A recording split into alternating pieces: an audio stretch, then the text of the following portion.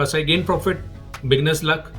हाँ। उसने मुझे और एनकरेज किया कि और हम पैसा लगा सकते हैं उसमें, क्योंकि उनको भी यही लगता है कि जब मैं एंटर करता हूँ जिस स्टॉक में, स्टॉक मार्केट भी ठीक है, पर जिस स्टॉक में टच कर दूं ना, वो स्टॉक तब से गिरना शुरू हो जाता है। नहीं, स्टॉक का गिरना तो फिर भी है, ठीक है ना, क्रैश मार्केट मतलब मैं 2 बार एंटर हुआ, क्रैश हुआ है वो। मैंने कसम खा ली कि कभी नेकेड कॉल, नेकेड पुट कभी नहीं बेचनी है, हमेशा पोजीशन आपकी हेज्ड होनी चाहिए। जैसे होता है ना, आप हर गड्ढे में गिरते जा रहे हैं और फिर आप सीखते चले जा रहे हैं। तो that was my learning process and I think everyone learn through this process only. If you want a consistent income from share market, share market will always give you money. लालच करोगे तो वो आपको सबक सिखाएगा। मैं बस कुछ गलतियां बताना चाहता हूँ जो मैंने की हैं, जो कोई ना करे, कभी नहीं करे। तो जब मैंने लालच की तब तक मुझे नुकसान हुआ। अभी एकदम कम चाहिए। घर चलाना है तो शेयर मार्केट चला देगा। महल चाहिए तुरंत तो आपसे आपकी झोपड़ी भी छीन लेगा। एक बात बताऊं, कि फुल टाइम ट्रेडर बनना है, मुझे लगता है ये लाइन एग्जिस्ट नहीं करती है। ओके, क्योंकि आप कभी चूज नहीं करते हो कि मुझे फुल टाइम ट्रेडर बनना है या हाफ टाइम ट्रेडर बनना है। आप ऐसे बहुत से स्टॉक मार्केट ट्रेडर से मिले होंगे जिन्होंने कहा होगा स्टॉक मार्केट ने मेरा बहुत नुकसान करवा दिया। लेकिन क्या आप ऐसी स्टॉक मार्केट ट्रेडर से मिले हैं जिसके कारण स्टॉक मार्केट ही नुकसान में चली गई? अरे जब भी स्टॉक मार्केट में कदम रखते हैं स्टॉक मार्केट में क्रैश आ जाता है। हम बात कर रहे हैं मनीष जी की, जो कि आज इस बिग बुल सीरीज के पॉडकास्ट में हमारे गेस्ट हैं, जो कि एक्चुअल में एक डॉक्टर हैं, लेकिन 2008 में स्टॉक मार्केट में आए थे। क्रैश होने से पहले जैसे ही एंटर किए स्टॉक मार्केट क्रैश हो गई। फिर काफ़ी साल स्टॉक मार्केट से दूर रहे। कोविड आ गया, उस समय 2020 में कोविड के क्रैश होने से पहले मार्केट में फिर से आए। जैसे ही एंटर किए स्टॉक मार्केट फिर से क्रैश हो गई। लेकिन इस बार इनकी मम्मी ने कहा कि बेटा तुझे कैसे पता कि जो स्टॉक क्रैश हुए हैं वो वापस ऊपर नहीं जाएंगे? तो इस बार उन्होंने कहा कि मैं स्टॉक मार्केट सीखने की कोशिश करूंगा। यूट्यूब पे गए, 6 घंटे 7 घंटे रोज यूट्यूब पे स्टॉक मार्केट की वीडियोस देखते थे, समझते थे। उसके बाद अपनी एक स्ट्रैटेजी भी बनाई कि जो फॉरेन इंस्टीट्यूशनल इन्वेस्टर या डोमेस्टिक इंस्टीट्यूशनल जो भी बड़े इन्वेस्टर्स होते हैं वो ऐसा क्या करते हैं कि वो हमेशा प्रॉफिट में रहते हैं, उनके ऊपर नज़र रखी और एक ऐसी स्ट्रैटेजी बनाई जिसके बेस पे वो कहते हैं कि मैं स्टॉक मार्केट से चोरी करता हूँ। इस पॉडकास्ट में आप देखेंगे कि किस तरह से एक पेशे से full time doctor full time stock market trader बन चुका है, ऑप्शन ट्रेडिंग करता है और अपनी स्ट्रैटेजी बना के स्टॉक मार्केट में ठीक ठाक प्रॉफिट भी बनाता है। सुनिए इनकी कहानी इन्हीं की जुबानी इस पॉडकास्ट सीरीज में।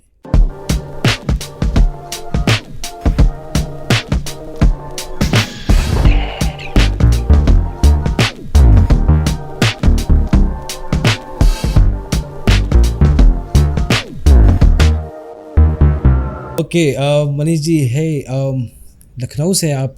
लखनऊ जैसे अपन बात कर रहे थे, बहुत से ट्रेडर्स इन्वेस्टर्स लखनऊ से आते हैं और बहुत सारे अलग अलग प्रोफेशनल होते हैं वो, और ट्रेडिंग में कई बार फुल टाइम होते हैं, कई बार पार्ट टाइम होते हैं। What are you in your life generally? But उससे पहले मैं जानना चाहूँगा कि शेयर मार्केट का जो पहला वर्ड है शेयर या स्टॉक, इसके बाद मेरा अगला सवाल यही है, आप इकट्ठा भी आंसर कर सकते हैं कि आप प्रोफेशनली वैसे किस डायरेक्शन में हैं, बट स्टॉक मार्केट या स्टॉक आपने पहली बार कब सुना? तो शुरुआत बचपन से एक इम्प्रेशन था ना कि share market like it's a gamble और उसमें नुकसान बहुत होता है, तो इसमें नहीं एंटर करना है बिल्कुल भी। बहुत सारे लोग आते थे, अप्रोच करते थे म्यूचुअल फंड्स में इन्वेस्ट करो, मैं नहीं, इन सब चीज़ों से मेरा वास्ता नहीं है, दूर रहना है ये। तो जिस चीज़ को आप बहुत ज़्यादा रिपेल करते हैं वही लाइफ में आपके आती है। That's true. क्योंकि चिंतन आप करते रहते हैं ना उसका, पॉजिटिव और नेगेटिव से मतलब नहीं होता है। आप जिसका चिंतन ज़्यादा करेंगे या सोचेंगे ज़्यादा, नफरत भी करेंगे, तो वो आपकी लाइफ में जरूर आएगा। और ये हुआ आपके साथ? हाँ, वो मेरे साथ हुआ। तो 2008 में लगा कि यार ठीक है, पैसिव सोर्स ऑफ इनकम होना चाहिए, तो थोड़ा सा करके देखते हैं। तो 2008 में जैसे ही एंटर हुआ, थोड़ा सा इन्वेस्टमेंट किया, मालूम नहीं था फ्यूचर्स क्या होते हैं, कैसे करते हैं। तब चार्ट वार्ट्स अवेलेबल नहीं थे, टीवी सामने होती थी, टीवी पे रेट्स वगैरह फ्लैश होते थे, टेलीविज़न देखते थे, उस हिसाब से इन्वेस्ट करते थे। बिगिनर्स लक बोलते हैं ना, जैसे ही इन्वेस्ट किया प्रॉफिट हो गया। Okay, as usual. सो लगा, हाँ लगाई तो बहुत अच्छी चीज़ है ये, तो पैसा लगाओ। फिर वो क्वांटिटी थोड़ी बढ़ाई, तो मार्केट गिरने लगा, तो थोड़ा और बढ़ा दिया कि चलो ठीक है उठेगा। लेकिन फिर वो लेमन ब्रदर्स वाला सीन हुआ उसमें, एंड मार्केट फेल। और वो समझ भी नहीं आया मुझे हुआ क्या, मतलब इतना बड़ा क्रैश। तो उस वक्त मैंने पैनिक में आकर के शेयर्स बेच दिए लॉस में, and I suffered a good loss. That time Okay. 2008 okay ये हम बात करें 2008 के वो क्राइसिस की जो 2000 यूएस स्टॉक मार्केट में रियल एस्टेट क्राइसिस हाँ हुआ था हाँ एंड यू हाँ सोल्ड. कोई बताने वाला कोई था नहीं, गाइड करने वाला था नहीं, ऐसा लग रहा था जैसे सब खत्म ही हो जाएगा। पैनिक में स्ट्रेस नहीं झेल पाए तो I sold my stocks and I suffered a loss. वहाँ पे कसम खाई कि अब इस फील्ड में कभी एंटर नहीं करना है दोबारा। जो सोचा था वही हुआ, इस पे पैसे डूबता है। जो लोग बोलते थे, जो लोग कहते थे कि गैम्बलिंग है, नुकसान होता है, वो यार मेरे साथ भी हो गया, अब नहीं आऊँगा मैं वापस. सबसे पहले ही मतलब सर मुड़ाते ही बोले पड़े। पहला तो प्रॉफिट हुआ, first I gain profit, beginners luck. हाँ. उसने मुझे और एनकरेज किया कि और हम पैसा लगा सकते हैं उसमें। हम्म. फिर नॉलेज थी नहीं, मतलब एक होता है ना, एक समय मिलता है किसी को, 6 महीने साल भर का समय मिलता है उसको, थोड़े अप्स एंड डाउन सीखने को मिलते हैं। हम तो जैसे एंटर हुए और स्लिप कर गए उसके अंदर, ओके. गड्ढे में गिरे बहुत बड़े। फिर कसम खाई कि नहीं, दोबारा एंटर नहीं करेंगे। मैंने सारे स्टॉक बेच दिए क्योंकि अब स्ट्रेस झेल नहीं पा रहे थे हम, पता नहीं कब उठेंगे, कुछ ABCD नहीं मालूम थी उसके। फिर 2019 2020 अर्ली 20 ओके. ओके. 10-12 साल बाद. हाँ 2019 दिसंबर। और मैंने कहा अब तो मार्केट ठीक चल रहा है, बहुत ऊपर है, अब सब समझ गया है, लेट अस स्टार्ट अगेन। थोड़ा सा पता नहीं किसी ने मुझे कहा, और एक हमेशा एक होता है ना passive source of income, side में कुछ ना कुछ आता रहे इस तरह से। तो वहाँ पे सोचा मैंने, एक ब्रोकर फर्म है, नाम नहीं लूँगा, उसमें मैंने अपना अकाउंट खुलवाया। तो उनके जो रिप्रेजेंटेटिव्स होते हैं, रिलेशनशिप मैनेजर्स जो होते हैं, जो आपको टिप्स देते हैं कि आप ये खरीदे, ये बेचिए, ये खरीदे, ये बेचिए करके, it's a famous broker firm. So वो मुझे कॉल करता था, सर मैं ये खरीद लूँ, मैंने खरीद लूँ। I still remember, okay. मतलब एक मैं बिल्कुल अनजान हूँ, मुझे लग रहा है कि ये एक्सपर्ट आदमी है। हम्म. SBI का 1 लॉट के बराबर कैश में परचेजिंग करा दी उसने वाओ. First day. उसके बाद एक आध बार प्रॉफिट हुआ, मतलब वो हाई वॉल्यूम में मुझसे करा रहा था, मुझे लगा ठीक है। लेकिन सडनली फिर उसके बाद जैसे ही मैं एंटर हुआ, 2-3 शेयर्स ICICI बैंक में इन्वेस्ट किया, SBI में इन्वेस्ट किया, रिलायंस में इन्वेस्ट किया, फिर ये फॉल आ गया कोरोना वाला। ओके. और जिसने मुझे ट्रेडिंग कराई ना, उसने मुझे स्टॉप लॉस बताया, ना मुझे उसने एग्जिट बताया, मतलब he did not tell me anything, like he left me and I did not know like knew कि करना क्या है उसमें। मुझे लगा कि लाइक शेयर मार्केट वेट करता है मेरी एंट्री का।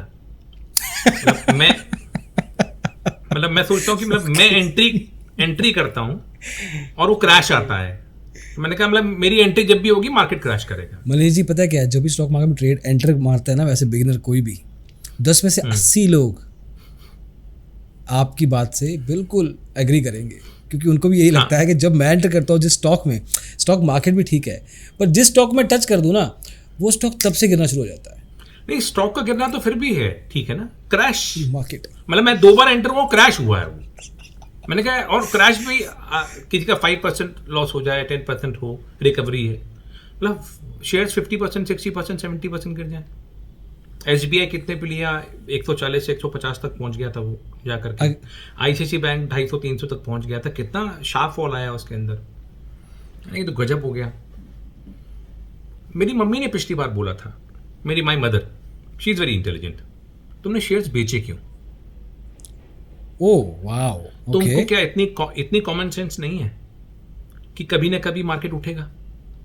ओ माय गुडनेस ग्रेशियस। मेरी मदर मुझे बता रही है कि तुम्हें होल्ड क्यों नहीं किया तुमने उसको, शेयर्स तो ऊपर नीचे गिरते हैं। वो मुझे बात याद रही। मैंने कहा कुछ भी हो जाए पर शेयर बेचूंगा नहीं मैं, I not sell the stocks, let it be there for infinite time. And वो मैंने लॉस ना देख देख करके, स्ट्रेस ले ले करके मैंने दिन काटे, लेकिन बट समहाउ वो धीरे धीरे करके रिकवरी होती गई और खैर सब कुछ प्रॉफिट में ही निकला। ओके। एंड उसके बाद वही जो ब्रोकर का जो मैनेजर था जो मुझे कॉल करता था, सर सीई बेच दूं, कॉल बेच दूं, पुट बेच दूं, डॉलर खरीद लूं, मैं खरीद लूं। अब मुझे ना कॉल के बारे में मतलब मालूम, ना मुझे पुट का मतलब मालूम। कॉल खरीद लूं, खरीद दो, कॉल बेच दूं, बेच दो। यू वोंट बिलीव, उसने बैंक निफ्टी 18,000 पे शॉर्ट कराया था। Nice. I remember the number. I was totally new. मुझे फ्यूचर्स के बारे में ठीक से नहीं पता, मुझे ऑप्शंस के बारे में कुछ नहीं पता. वो जो ट्रेड कराता था मैं करता था and I was making losses. धीरे धीरे करके मैंने यूट्यूब पकड़ा. ओके. और क्योंकि कोविड का टाइम था, पूरा टाइम घर पे बैठे रहते थे. I started studying day and night. Call क्या होते हैं, पुट क्या होते हैं, मतलब मैं 5-5, 6-6, 8-8 घंटे तक वीडियोस देखता था यूट्यूब पे. Oh my God, per day? हाँ, पर डे 5-5, 6-6 घंटे में. मतलब एक तो समय ऐसा था कि 2-3 महीने तो मैंने सिर्फ वीडियोस के अलावा कुछ देखा ही नहीं, मैंने कुछ किया ही नहीं. मुझे नॉलेज इकट्ठी करनी थी.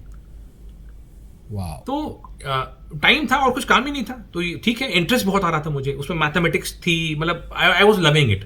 फिर धीरे धीरे करके उसको एक्सपेरिमेंट करते आ रहे थे, प्रॉफिट हो रहा था. और वो बाय डिफॉल्ट था कि मार्केट एक स्ट्रेट लाइन में ऊपर जा रही थी. हम पुट बेच रहे थे, हमको प्रॉफिट हो रहा था. हम पुट बेच रहे थे, हमको प्रॉफिट हो रहा था. किसी भी स्टॉक का आप पुट बेच दो, profit. I started making profit. ये बहुत बढ़िया है. और इंटरेस्ट आता गया. I should like name few people जिनसे मैंने एक्चुअली सीखा है कि कॉल क्या होते हैं, पुट क्या होता है. एक Yes, मिस्टर एम के जैन हैं जिनका यूट्यूब चैनल है. उनके मैं वीडियोस लगातार देखता था, तो वो थोड़े थोड़े बताते थे मुझे. फिर बहुत सारे लोगों को मैंने देखा यूट्यूब पर. ओके. फिर वो धीरे धीरे करके, मतलब I learn more by experimentation rather than like theory. होता ना स्विमिंग, पानी में कूद करके मैं स्विमिंग सीख गया धीरे धीरे करके. तो उसके बाद शुरुआत में क्या होता था, उस वक्त तो प्रीमियम बहुत ज्यादा थे. बैंक निफ्टी 12,000 पे है, बैंक निफ्टी मान लीजिए 25,000 पे है, तो 4-5 हजार पॉइंट नीचे का पुट भी बहुत महंगा था. तो मैं जो बेचूं उसमें प्रॉफिट हो जाए. तो मैंने कहा ये बहुत सही है. एंड यू वोंट बिलीव, मैंने अच्छी अच्छी पोजीशंस बनाई उसमें, नेकेड, खुला सांड, अनहेज्ड. और वो मुझे जो ब्रोकर का जो रिलेशनशिप मैनेजर था, जो फर्म थी, वो मुझे बताता था. उसने कभी मुझे आज तक गाइड नहीं किया कि सर आपको हेज करना है, स्टॉप लॉस क्या होना चाहिए, कुछ नहीं. Like these people are only bothered about their brokerage and nothing else. yeah, that will always be the case. हाँ, मतलब पैसा आपका कितना डूब जाए कोई फर्क नहीं पड़ता. लेकिन I was making money and I made a good amount. उसके बाद जब करेक्शन हुआ हल्का सा, तो जो पुट बेचूं वो लॉस में, कि ये क्या हो रहा है. तब मुझे उस वक्त एहसास हुआ इस बात का कि ये क्या हो रहा है ये. And I made good loss और लगातार होता गया. तब मुझे पता लगा कि वो जो बना था पैसा, that was like by click, by एक किस्मत. वो सबके लिए था, दैट वाज फॉर एवरीबॉडी. सबके लिए था. हाँ. लेकिन मैं समझ गया कि ये ऐसे नहीं होना है. ये एक दो बार झटका खाया, एकदम बाहर आ गया. मैंने कसम खा ली कि कभी नेकेड कॉल, नेकेड पुट कभी नहीं बेचनी है. हमेशा पोजीशन आपकी हेज्ड होनी चाहिए. तो वो एक दो बार झटके खा करके आई लर्नड. फिर अलग अलग स्ट्रैटेजीज क्या होती है, आयरन कॉन्डोर क्या होता है, बटरफ्लाई क्या होता है, आयरन फ्लाई होता है, ये मैं यूट्यूब पे लाइक देखते like I started learning. Okay, that's a ride. मैं तो सुन के बहुत मजा आया, लेकिन आपके साथ तो हुआ है. But then seriously it's amazing that you have come through all of that. But Manish ji, trading is all about learning in water, swimming in water. बाहर से नहीं सीखने को मिलता है. मैं हमेशा अपने वॉल्यूम्स रेस्ट्रिक्ट रखता था. मैं रिस्क लेने से बहुत डरता हूँ. मैं बहुत कम रिस्क लेके काम करता हूँ. उस पॉइंट इन टाइम के बाद जो करेक्शन आया है, उसके बाद आपको एक्चुअल में रियलिटी चेक हुआ है फाइनली जाके. थ्रू आउट 13-14 साल से जब भी आपने स्टॉक मार्केट टच किया है, मेरे ख्याल से अब जाके जब करेक्शन आई तो आपको लगा कि नहीं भाई, सीखना पड़ता है इसको. You have to understand it. You have to learn it. Then only you can do it. Okay. But generally, the second part of my question was कि generally in your normal life, मतलब आप किस तरह मशरूफ़ रहते हैं खुद, और किस तरह से trading became such of a passion कि आप 6-6 घंटे उसमें YouTube पे देख रहे हैं कि यार ये करना है, दिस इज समथिंग. मैं क्रैक नहीं कर पा रहा हूँ पर मुझे पता है मैं कर लूँगा ये क्रैक. मैं I should tell you, see by qualification I am a medical doctor. Oh wow, okay. Doctor I am an MBBS from SN Medical College, Agra. Superb. I practiced for some time. I left it. अच्छा, I was more inclined into academics. Okay, So I run a coaching institute where I prepare the students for pre-medical and pre-engineering, NEET and IIT. Super, okay, And I teach chemistry. I teach chemistry. Oh my goodness gracious, organic chemistry मेरे को बहुत मुश्किल लगती थी। एक carbon, So I've taught many students. Many are doctors and engineers now. Wow, that is such a respectful job as well, okay, तो Covid में सब बंद हो गया. हाँ, ओ, सारा इनकम सोर्स भी बंद हो गया. तो यहाँ से मुझे लगा कि ये money can be generated. And मेरा स्टाफ था बहुत सारा, मुझे उसकी डिमांड्स भी पूरी करनी थी. तो मुझे लगता कि कैसे हम like how like meet. Fair. दो ऑप्शन थे, या तो like I should close my institute for the next 1 year. इतना मामला अनसर्टेन था, मालूम नहीं था कि 6 महीने में चीज़ें ठीक होंगी या साल भर में चीज़ें ठीक होंगी. इससे like money started coming in. मैंने कहा ठीक है, इट इज़ गुड. टाइम है मेरे पास, टाइम है, और ऑनलाइन क्लासेस चल रही हैं. ऑनलाइन क्लासेस भी कम चलती थी, ज़्यादा नहीं चलती थी. तो पूरा दिन क्या करेंगे, आप बाहर जा नहीं सकते. तो वो फिर मैंने टाइम यूटिलाइज किया इसमें. बाय डिफॉल्ट होता गया वो. तो और क्योंकि उसमें क्यूरोसिटी थी, इसमें थ्रिल था, तो मुझे अच्छा लगने लगा बहुत. मुझे लगा कि इसमें किया जा सकता है, इसमें इंटेलिजेंस इन्वॉल्व है बहुत. एब्सोल्युटली, बहुत सारे लोगों ने ना पूरा का पूरा कोविड जो है, लॉकडाउन जो है, नेटफ्लिक्स और अमेजोन प्राइम पे ख़त्म किया है, लेकिन आपने ट्रेडिंग प्लेटफॉर्म पे. ओके, बट आपका सीखने का तरीका यूट्यूब था. बट आपको कैसे, how did you think about के मेरे को यार ये सीखना चाहिए? किसी ने बताया आपको, या यूट्यूब से ही ये चीज़ समझ में आई कि these are my baby steps, ऐसे ऐसे करके मेरे को एंटर करना है, मेरे को ऑप्शन करना है, डिलीवरी करना है, कैश इंट्राडे करना है, ऑप्शन सेलिंग करना है. How did you figure that out? आप you won't believe, I do everything. You do मैं एवरीथिंग. सब करता हूँ. Okay. एक पोर्टफोलियो कैश में भी मैनेज करके रखा हुआ है. टेक्निकल एनालिसिस क्या होती हैं उसको भी मैंने यूट्यूब से सीख लिया. Okay, support, resistance, trend line खुद बनाता हूँ, खुद देखता हूँ. मैं सब एक्सपेरिमेंट किया. फिर ऑप्शंस बाइंग करने की कोशिश की. मुझे इतना पेशेंस ही नहीं है ऑप्शन बाइंग का. मतलब that is not my cup of T. और स्टार्टिंग ही मेरी ऑप्शन सेलिंग से हुई है. ओ माय गॉड, मुझे बाइंग पता ही नहीं था. आप मेरी बाई डिफॉल्ट ऑप्शन सेलिंग से स्टार्ट हुई, क्योंकि मैं हैरान पुट होंगे. बेचता था. ओके, और जो पुट बेचूं अगले दिन वो प्रॉफिट बुक कर लो. हमें लगता था ये तो बहुत बढ़िया है, स्टॉक तो ऊपर जाते हैं, तो वो बाई market डिफॉल्ट ऊपर ऑप्शंस. हाँ. ओके, तो वो पुट सेलिंग से ही मैं सीखा. उसके बाद फिर यूट्यूब में जो चैनल्स को मैंने फॉलो किया, उसमें थोड़ी लर्निंग होती गई करके ऐसे करके मैं आगे बढ़ता गया. तो by default I entered into option selling. Option buying जब भी ट्राई की, आई मेड लॉसेस. मैंने कहा this is not my cup of T, बिल्कुल नहीं. ओके, चलो ठीक है, आपने पैसा one the market was recovering तो बना लिया, लेकिन जब मार्केट करेक्शन में आई तो पता लग गया कि नहीं, सीखना पड़ेगा. तो you directly jumped into more और लेस, आप ऑप्शन सेलिंग में थे ही ऑलरेडी. तो I think you must have stayed there only, आप ऑप्शन सेलिंग में रहे होगे, लेकिन आपने उसके बाद अपनी जर्नी को कंटिन्यू कैसे किया कि मेरे को चलो अब सीखना है? तो सिर्फ यूट्यूब चैनल देखे, प्रैक्टिकली अप्लाई किया? What was that journey? How did you figure out कि पिछला 1-1.5 साल जो है, 2020 के बाद 2021 भी लगा लो, अभी 2022 खत्म होने वाला, 2 साल हो गए. चलो ये 2 साल अगर आप रिफ्लेक्ट करो खुद को, अपनी जर्नी को, these 2 years are making you a trader right now. You are a doctor, you are a teacher, and then now you are a trader. तो ये 2 साल का जो करियर स्पैन है इन टर्म्स ऑफ एजुकेशन और educating yourself, वो journey क्या है? लॉसेस ने सिखाया है. ओके, जो लॉसेस जिस तरीके से लॉस किया, उस तरीके का सोल्यूशन ढूंढा मैंने. ओके, जैसे पहले ओवरनाइट पोजीशन लेके चले जाते थे, नेकेड पुट. उसके बाद पता लगा जब करेक्शन आया तो ओवरनाइट पोजीशंस में लॉस होने लगा. तो मैंने उसके बाद से 1-2 बार झटके खाने के बाद से ओवरनाइट पोजीशंस ले जाना ही बंद कर दिया मैंने. Make sense. मिनिमल क्वांटिटी या बहुत दूर का फार ओटीएम वाला लेके जाता हूँ. ओवरनाइट पोजीशंस में अब लेकर के नहीं जाता हूँ. तो वो जो लॉसेस करते हैं, आप एक तरीका करते हैं, उसमें लॉस होता है, फिर आप उसका सोल्यूशन देखते हो, फिर एक तरीका आप अडॉप्ट करते हैं, then you make a loss in that, and then again you find a solution. So step by step, जैसे होता है ना, आप हर गड्ढे में गिरते जा रहे हैं और फिर आप सीखते चले जा रहे हैं. तो that was my learning process, and I think everyone learn through this process only.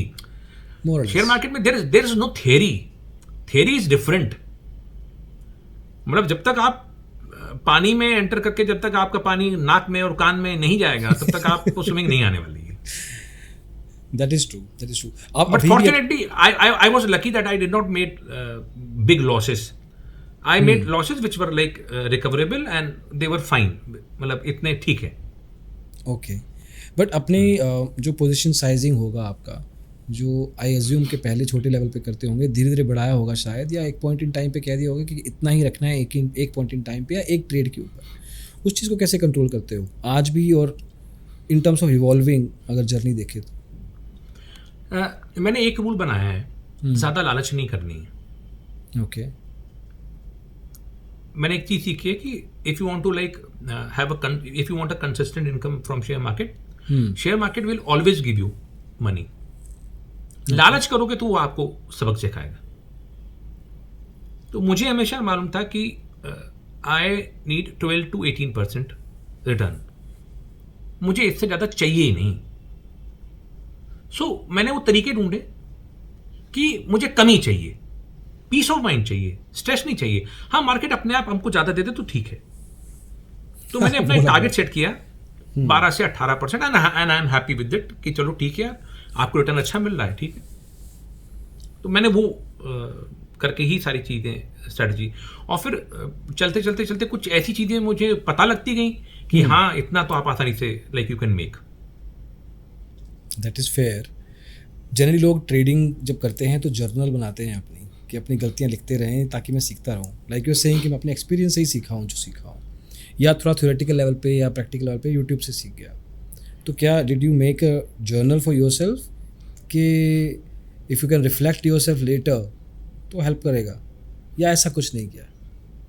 नहीं, मैंने ऐसा कोई जर्नल नहीं बनाया. कई बार सोचा कि अपनी गलती. अच्छा, किसी ने आपको बताया कि यार मनीष ये 5 चीज़ें ध्यान रखना यार, या ये 10 चीज़ें ध्यान रखना, या ये 2 चीज़ें ध्यान रखना, ऐसा कुछ हुआ कि किसी ने कुछ ट्रेडिंग के लिए? नहीं सर, ये मत करना. नहीं, मैं आप ही लोगों से सीखा हूँ सब. अच्छा, यूट्यूब से ही सीखे? हाँ, मैं यूट्यूब से ही सीखा हूँ. मैं 4-5-6 लोगों को जो फॉलो करता हूँ, उनके नोटिफिकेशन आते रहते हैं, मैं उन्हीं से ही सीखा हूँ. Late it B mister PR सुंदर, एक लखनऊ के ही हैं कोडवाइजर वीरेंद्र जी, तो उनके सुनता रहता हूँ. मैंने सब कुछ नहीं सीखा हूँ. Okay, fair enough. आपका चैनल देखता रहता हूँ, उसमें जो आप इंटरव्यूज कनेक्ट कराते हैं, सब लोग अपने एक्सपीरियंसेस शेयर करते हैं.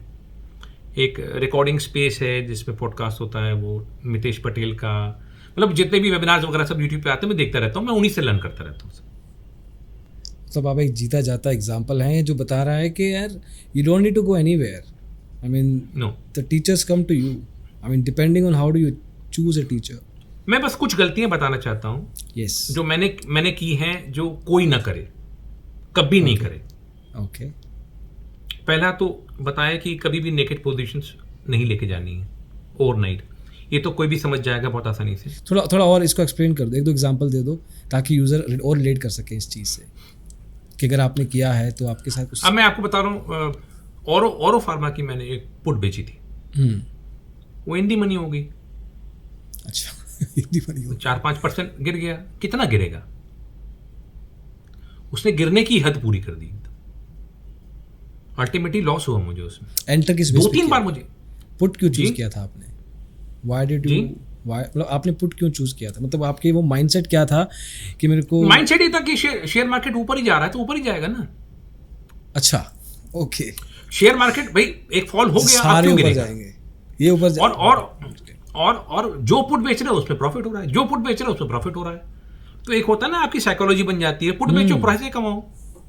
वो करते गए जब एक बार एक झटका करेक्शन का आया, तो मतलब करेक्शन ऐसा हो सकता ही नहीं मालूम था कि कोई शेयर जो है ऐसे ही गिर जाएगा 5%, 10%, 20%, 25%, 30% क्यों गिरेगा भाई? क्यों गिरेगा? करेक्शन का मतलब 2%, 4%, 5%. लेकिन कोई 1100 रुपए का शेयर जो है वो 400 रुपए क्यों पहुंच जाएगा नॉर्मल करेक्शन में? वो समझ में नहीं आया. तो उसमें थोड़े लॉसेज हुए. तब समझ में आया कि अब नेकेड कॉल भी नहीं बेचनी. मैं in fact naked call naked put से ज़्यादा खतरनाक है. ओके. मेरे जब भी लॉसेज हुए नेकेड कॉल में हुए ज़्यादा, पुट में कम हुए. Okay, interesting. वैसे क्योंकि फिर भी एक गिरने की तो एक लिमिट है ना, ऊपर जाने की तो कोई लिमिट ही नहीं है। तो गिरेगा, आप डिलीवरी ले लोगे, आपको मालूम है 6 महीने साल भर में उठ जाएगा, ठीक है। अमर राजा बैटरीज मैंने ली थी, एकदम बेसमेंट में चली गई वो, शेयर चला गया वो, फिर आ गया ऊपर।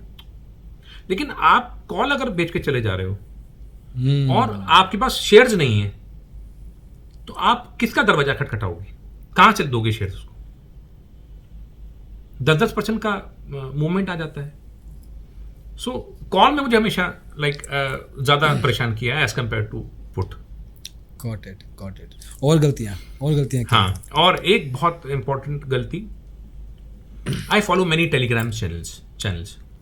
ओके, तो बस टेलीग्राम ये यहाँ पे एक्सप्लेन करने की जरूरत ही नहीं है, मैं समझ गया। नहीं किसके आगे मुझे भी 2-3 चीजें बतानी है मुझे। एक तो अच्छा। आप जब भी ब्रोकर के अकाउंट खुलवाओगे, तो आपको कुछ दिन बाद एक कॉल जरूर आएगी, अरे साथ के साथ आएगी। इंदौर से, गुजरात से, अच्छा। कि सर हम आपको देते हैं और आप कमाइएगा तो हमको पैसा दीजिएगा। आई वॉज वेरी न्यू, मतलब मुझे कुछ मालूम नहीं था। हेवी क्वांटिटी परचेज करा दी और लॉस हो गया, फोन उठाना बंद। एक वो घटना थी। दूसरी घटना, टेलीग्राम चैनल पे में कुछ तो बहुत जेन्युइन है, सही काम करते हैं, लेकिन ज्यादातर लोग ठीक नहीं है। बहुत मिनिस्क्यूल हैं जो अच्छे हैं, तो बहुत मिनिस्क्यूल। नाम नहीं लूंगा अगेन, क्योंकि वो थोड़ा सा अनएथिकल हो जाएगा। Person from Calcutta okay, runs a telegram channel. He used to post screenshots, 1 lakh profit, 2 lakh profit, 3 lakh profit, 4 lakh profit, screenshots, free calls देते थे वो। I got impressed. Stock very ideal. Then he started मतलब PMS services। तो मुझे लगा ठीक है यार, इतना पैसा ये कमा के दे रहे हैं, इनको दे देते हैं थोड़ा सा। तो मैं अभी नौ सीखिया हूँ, मुझे उतना नहीं आता है, ये अर्न करके आपको दे रहे हैं, and he is asking for 25-30%। ठीक है, क्या दिक्कत है? 70% तो मेरा ही है। हाँ, ठीक है, क्या दिक्कत है? तो शुरुआत में फ्री कॉल्स, बाद में I not give free calls now, I charge अलग से पीएमएस। बेट बेट दे रहे हैं ना आपको। हाँ, तो वो धीमे धीमे करके एक आदत लगाई, बड़े बड़े स्क्रीनशॉट्स। तो मैंने उनको थोड़ा सा अमाउंट दिया। Disaster, that person who is telling everyone that I'm in the share market for 30 years, 35 years. He's posing to be very honest. Trade, he's a buyer, option buyer. Okay. Sir, no hedges, no hedges, no stop losses. मतलब random trades. जो नौसिखिया गलती करते हैं वो नौसिखिया मतलब ही है। And he is still in the group, he is still posting screenshots. जितना मैं जानता हूँ और भी पीएमएस मेंबर्स थे, सबके सबका पैसा गया, और जो जिसका पैसा जाएगा उसको उस ग्रुप से वो ब्लॉक कर देंगे।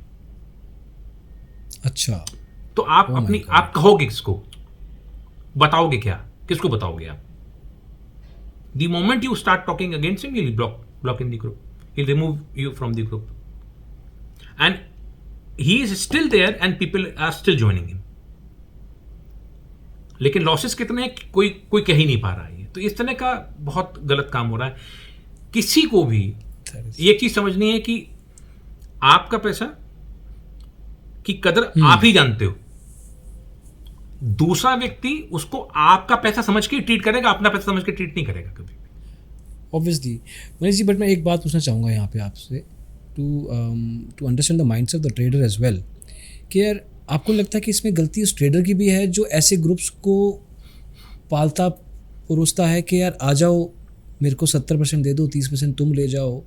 अगर हम अपने माइंडसेट को, क्या it's easy to do that? एक नए ट्रेडर के लिए क्या ये इजी है, ये लालच या ये मैग्नेट से दूर रहना कि यार मेरे से पैसा ले ले? नहीं, इजी नहीं है, इजी नहीं है। मैं क्या कह रहा हूँ, मैं ये बोल रहा हूँ कि हम उसको गलत कह रहे हैं। नहीं, उसको गलत कह रहे हैं, और there are so many wrong people out there. नहीं, मैं ये कह रहा हूँ, ये भी तो एक लर्निंग प्रोसेस है ना। लर्निंग प्रोसेस का ये भी तो एक पार्ट है ना।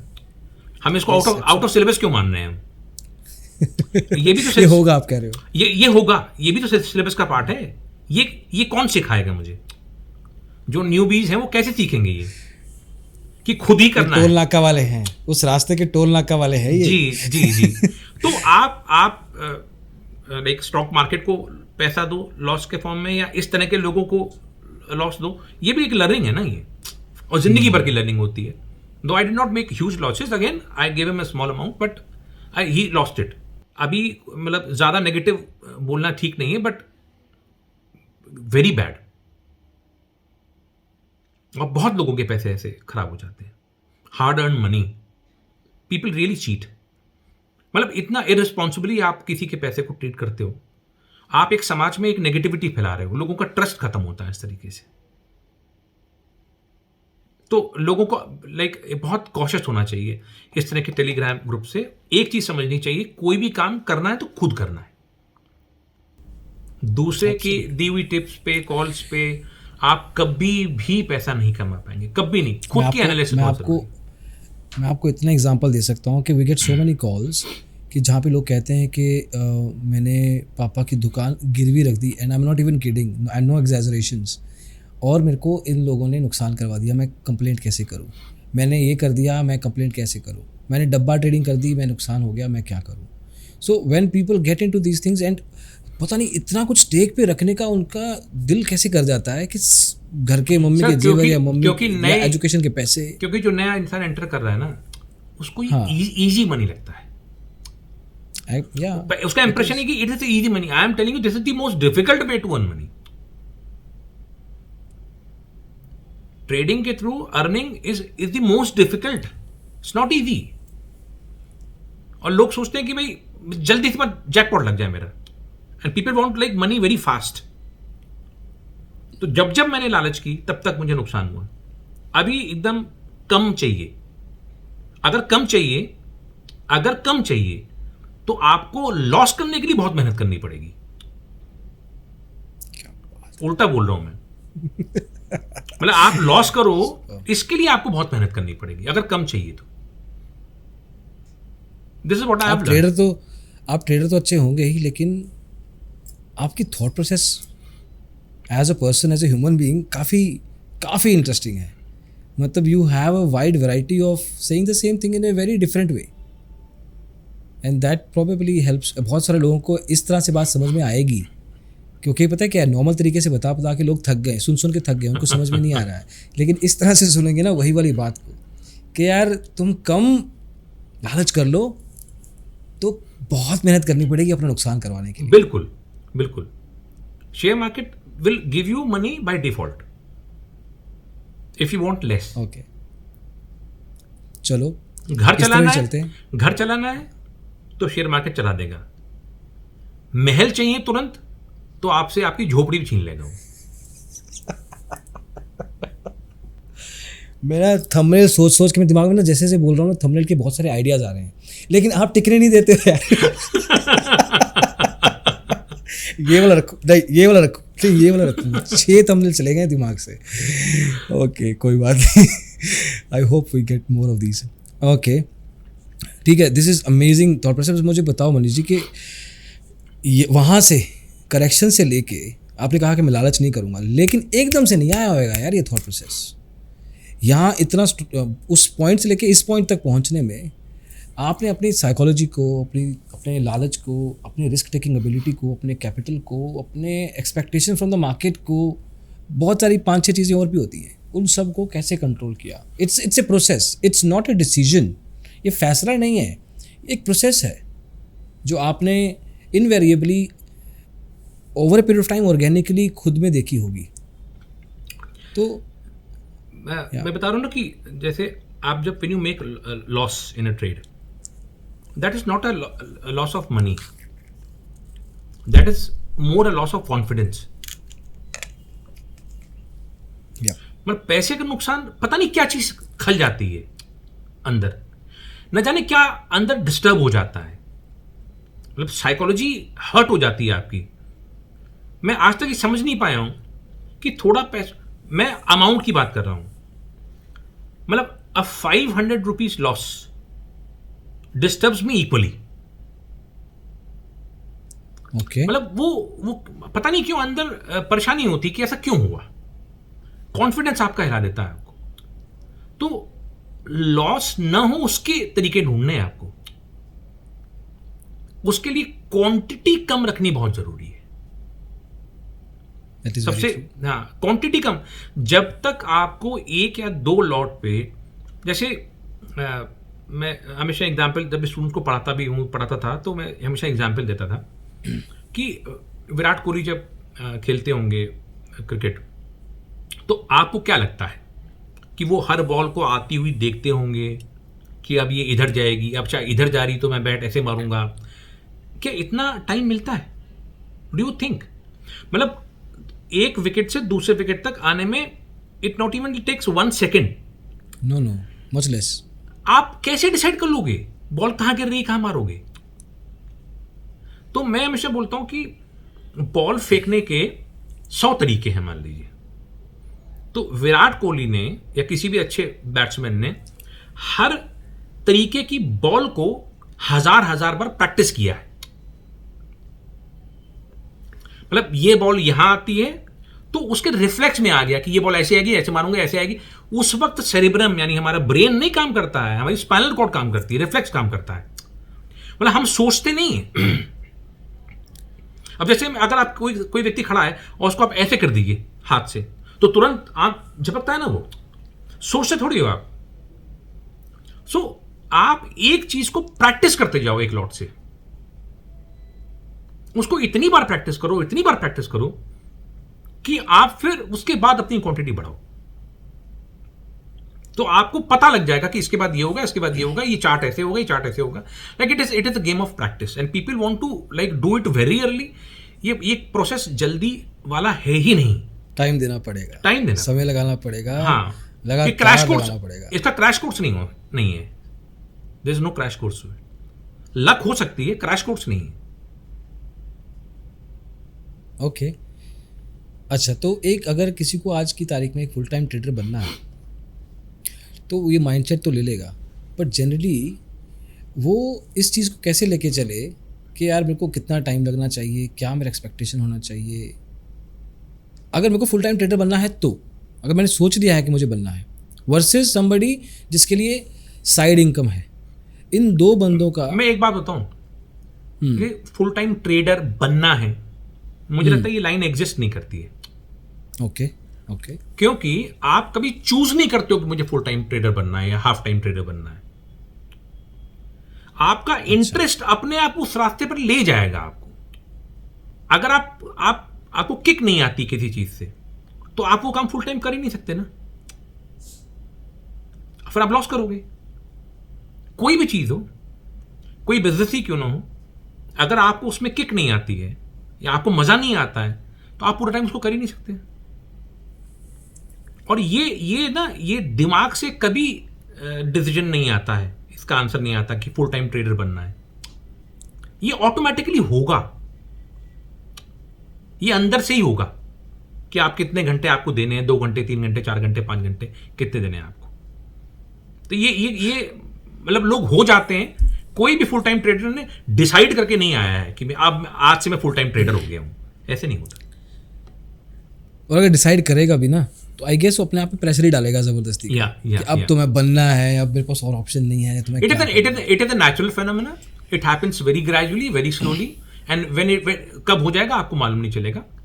और आप प्रैक्टिस करते करते आप ऐसी तरीके डिवाइस कर लेंगे कि आपको पूरे दिन बैठने की जरूरत भी नहीं है। आप 2 घंटे 3 घंटे भी बैठेंगे तो भी काम चल जाएगा। अच्छा, आपको लगता है कि आपकी जो मेडिकल स्टडीज थी, जो आपका पिछला करियर था इससे पहले का, समहाउ कोई ऐसी स्किल्स, सॉफ्ट स्किल्स या any technical skill, somehow hard skill भी ट्रांसफॉर्म हुई इसमें, जिसने आपको करियर में हेल्प किया? You require a basic concept for mathematics. मतलब एक एनालिटिकल एबिलिटी चाहिए आपको। बिना एनालिटिकल एबिलिटी के you can not do trading. You should know those permutation combinations, and you should know the concept of probability कि probability के हिसाब से ही आपको सारा काम करना है। ये मतलब वो एक मैथमेटिकल बैकग्राउंड या वो इन्नेट चीज होनी चाहिए आपके अंदर, तभी आप कर पाएंगे। इररिस्पेक्टिव। या सो व्हाट्स योर डे, आपका रूटीन क्या है normally like, Monday Friday? 9:15 9:30 I open the share market, और डिपेंडिंग अपॉन माई पोजिशन देखता हूँ कि मुझे कितने घंटे देने हैं, 2 घंटे 4 घंटे 5 घंटे। तो मैंने कुछ मतलब स्ट्रैटेजीज ऐसी डिवाइस की हैं। ओके। मैं बेसिकली शेयर मार्केट में चोरी करता हूँ। ये है थंबनेल मेरा। हाँ। पक्की बात है, अब नहीं चेंज हाँ। करूंगा मैं। चोरी का मतलब होता है छोटा छोटा अमाउंट निकालता हूँ, उसको मालूम नहीं चले मैं क्या लेके गया। बड़े प्लेयर्स को नहीं मालूम चलना चाहिए कि मैं क्या लेके चला गया हूं, मैं छोटा छोटा खाता हूं। तो मेरी एक्सपर्टाइज जो है ना, फार out of the money call और पुट बेचने की है। ओके। क्योंकि मुझे बहुत सेफ खेलना था। तो हुआ क्या कि मैं फार out of the money call बेचने लगा, और कोविड के टाइम पे फार out of the money call और पुट की वैल्यू बहुत ज्यादा थी। तो उससे भी अच्छा रिटर्न आ जाता था। हम सोचे थे कहां बैंक निफ्टी एक हफ्ते के अंदर 5,000 पॉइंट चली जाएगी, 4,000 पॉइंट चली जाएगी, 3,000 पॉइंट कैसे गिर जाएगी, 4,000 पॉइंट कैसे गिर जाएगी। तो उधर कॉल बेचो, उधर पुट बेचो। तो वो धीमे धीमे करके डिवाइस हो गया। और फिर इसको करते करते करते कुछ चीजें ऐसी हुई जिससे मार्केट का डायरेक्शन मुझे मालूम चलने लग गया कि मार्केट ऊपर जाएगी कि नीचे जाएगी। वही मेरा main, you can say like bread and butter. Okay okay. Very unique thing, I tell you. Very risky thing as well Manish ji, in the sense. हाँ, जनरली लोग कहते हैं कि OTMs कई ब्रोकर तो अलाउ भी नहीं करते हैं डीप OTMs फॉर एग्जांपल। तो उस केस में आप ये कहना गलत नहीं होएगा कि you are an outlier from that perspective, कि आप अलग तरीके से अपनी गेम को खेलते हैं। नॉर्मल जो ट्रेडर होते हैं वो जनरली, जो बिगिनर आएगा या इंटरमीडिएट लेवल का भी ट्रेडर होएगा ना, वो इन द मनी या एट द मनी के आसपास खेलता रहेगा कुछ ना कुछ, कि ठीक है। तो वो बड़े प्लेयर्स वही तो चाहते हैं ना आपसे कि आप वही करो। अच्छा, वो शिकारी जो है बैठे कहाँ पर है? आउट ऑफ द मनी बैठे हैं, इन द मनी बैठे हैं? एट द मनी बैठे हैं कि आउट ऑफ द मनी बैठे हैं? आप बताइए, शिकारी कहाँ बैठे हैं? वो जो बड़े शिकारी पे डिपेंड करता है। नहीं, जो बड़े प्लेयर हैं, FIs ये जिनको हम लोग बोलते हैं कि बड़े बड़े कॉल राइटर्स बैठे हैं, कहाँ ये लोग कहाँ पे ओपन इंटरेस्ट क्रिएट करते हैं sir? At the money strikes पे। वहीं तो वो बैठे हुए हैं ना, आप भी वहीं जा रहे हो, वो तो खाएंगे आपको। मैं तो वो खाता हूं जो वो खाने में छोड़ देते हैं। आप टिक नहीं रहे हो यार। मैं वो खाता हूं जो वो छोड़ देते हैं। तो ठीक है ना, क्या दिक्कत है अगर मेरा घर उससे चल रहा है तो? मतलब if I am getting a good profit of there left over, how does it matter? Okay, but then okay ठीक है, मैं मान लेता हूँ चलो कि आप OTM से ठीक ठाक अपना एक करियर बना रहे हैं, पर देन इसमें कुछ अलग कर रहे होंगे ना आप, unless you don't want to share. हाँ नहीं, आई शेयर मे बी। शुरुआत में तो मुझे लग रहा था कि जनरल पब्लिक को जब तक चीज़ें पता हो जाती हैं ना, वो बड़े प्लेयर्स उसका कोई ना कोई तोड़ लेके निकाल लेते हैं। अब सबको पता है, सब लोग ऑप्शन चेन ओपन इंटरेस्ट देते हैं वो। हाँ। तो अब वो लोग ऑप्शन चेन का ओपन इंटरेस्ट बनाते भी ऐसे हैं कि आपको वही दिखाना है जो आप देखना चाहते हो। मतलब वो ही दिखाते हैं वो आपको, आप उसी जाल में तो फंसते हो ना। तो मुझे लगता था कि अब मैं कुछ बताऊंगा तो क्या पता सबको पता लग जाए, उनको पता लग जाए, फिर इसका ना कोई तोड़ निकाल ले। There is a possibility. लेकिन ठीक है, लेकिन वो मेरी स्ट्रैटेजी ऐसी है ना कि वो कुछ कर नहीं पाएंगे, कोई कुछ कर नहीं पाएगा उसको, उनकी मजबूरी है ये। I'll tell you how. बहुत बढ़िया तरीका है ये। पहली बात तो मैं out of the money put नहीं बेचता हूँ, फार OTM नहीं बेचता हूँ। तो फार OTM नहीं बेचता हूँ तो रिस्क नहीं है, 95-96% रिस्क नहीं है ना, क्योंकि मार्केट गिरने का ज़्यादा रिस्क होता है, चढ़ने का रिस्क नहीं होता है। आप मुझे एक भी इंसिडेंस बताओ जब मार्केट 10% ऊपर गई हो। Limited chances. वो तभी होगा जब कोई इवेंट होगा। एक बार मनमोहन सिंह की गवर्नमेंट में लाइक वो मेरे ख्याल से 10-20% चली गई थी market, but that was something related with election result and budget. तो इलेक्शन और रिजल्ट और बजट पे ट्रेड ही नहीं करूंगा, करता ही नहीं हूं। अदरवाइज सपोज करिए आज का केस लेते हैं, मार्केट इधर लाइक 44,000। आज तो हद ही हो गई है। हाँ, आज मैंने So, एक मिनट में अनुराग को बता बताया, दूं, आई कॉल्ड अनुराग। हाँ। आज मैंने अनुराग को कॉल करके बताया कि देखो मैंने जो कल स्ट्रैटेजी डिस्कस की थी, देखो आज वो हो रही है। तो 44,000 मार्केट चल रही है। तो थर्सडे, लास्ट थर्सडे को 48,500 की कॉल्स भेज दी। ओके, 3 की मिलेंगी, 3.5 की मिलेंगी, 4 की मिलेंगी। अगर 4, 4.5 की मिल जा रही ना, तो आपका जैकपॉट है, समझ लीजिए आप, इस लो विक्स वाले एनवायरमेंट में। जैसे आज नेक्स्ट वीक की कॉल जो है वो 4.5, 4.5 की मिली है। ठीक है, तो मेरा टारगेट क्या है, अगर आपका जो अमाउंट है जो आप यूज कर रहे हो कॉल राइटिंग में, उसको आप पहले तो लिक्विड बीज में डाल दो। लिक्विड बीज में डाल दो, उसमें आपको 3, 3.5% या डेप्ट फंड में डाल दो तो 3, 3.5, 4% वहां से आ जाता है। कुछ कैश इक्विटी ट्रेडिंग से आ जाता है। तो मैं ये मान के चलता हूं कि लाइक 0.5% ऐसे आ जाता है, 0.5% ऐसे आ जाता है। ठीक है, अब 0.5% ऐसे आता है तो मुझे और कितना चाहिए, 1% और चाहिए ना, मोर लेस। आप कैलकुलेशन, तभी मेरा 18% एनुअली हो जाएगा, मतलब 15% के आसपास हो जाएगा। अगर आप कैलकुलेशन करोगे तो you need only 9 to 10 points to make 1%। आप कैलकुलेट कभी करके देखना। अगर आपको कॉल 5 रुपए की मिल रही है तो आपको और कितने अर्न करने हैं, 5 ही रुपए तो अर्न करने हैं ना, और 5 पॉइंट और चाहिए। 3 की मिल रही है, 4 की मिल रही है, पूरा हफ्ता पड़ा है आपके पास। तो मान लीजिए 3 रुपए की कॉल मैंने बेची, आपकी जो भी कैपिटल है, आपने 3 रुपए की कॉल बेच दी। अब थोड़ा कैपिटल लगा करके 3 रुपए की कॉल बेचते हैं, बाकी कैपिटल हम फ्री रखते हैं। ओके, जब भी मार्केट को गिराना होगा तो ये बड़े players eight the money, in the money call writing करते हैं। कॉल राइटिंग करेंगे तो हेज करने के लिए क्या बाय करेंगे, 44,000 पे मार्केट अगर है और उनको गिराना है तो 44,000 की कॉल को सेल करेंगे और 45,000, 46,000, 47,000, 48,000 की कॉल को बाय करेंगे मार्जिन बेनिफिट लेने के लिए। Okay, okay, oh my god gracious. Buy करते हैं तो प्राइस बढ़ता है। तो आप समझिएगा, उन्होंने 44,000 की कॉल बेची और हेज करने के लिए 48,000 की कॉल बाय की। वो मार्जिन बेनिफिट के लिए कर रहे हैं। वो अपने वो बाय करेंगे तो उसका प्राइस क्या होगा, बढ़ेगा। हम जिसको बाय करते हैं उसका प्राइस बढ़ जाता है ना।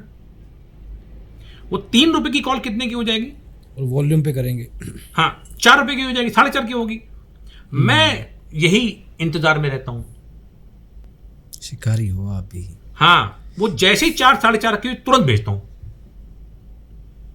और 4 पे बेची, 4.5 पे बेची, और 3 पे मैंने ऑर्डर लगा दिए वापस, क्योंकि गिरेगी जरूर वापस 3। आप देख ही प्रीमियम रहे हो। हाँ, मैं प्रीमियम भी देख रहा हूं ना। और जब ये होगा तो मार्केट गिरेगी जरूर, तो डायरेक्शन मालूम चल जाता है मुझे। आप समझे मेरी बात। अगर उनको मार्केट गिरानी है तो उनको कॉल राइटिंग करनी है, कॉल सेल करनी है in the money, at the money, और उनको हेज के लिए बाय करना है far out of the money call. वहां पे मैं बैठा हूं। अभी आपको पता नहीं कि मार्केट कहां जाने वाली है। नहीं, उसका प्राइस जैसे बढ़ेगा, अभी मैं आपको स्क्रीन पे दिखाऊंगा, तो 2 चीजें होंगी। पहले तो मैं कॉल बेचूंगा और दूसरा इन दी मनी कॉल भी बेच दूंगा, क्योंकि अब मुझे मालूम है मार्केट नीचे जानी है। एक एग्जांपल और दो इस चीज को एक्सप्लेन करने के लिए। हाँ, उल्टा चलते हैं।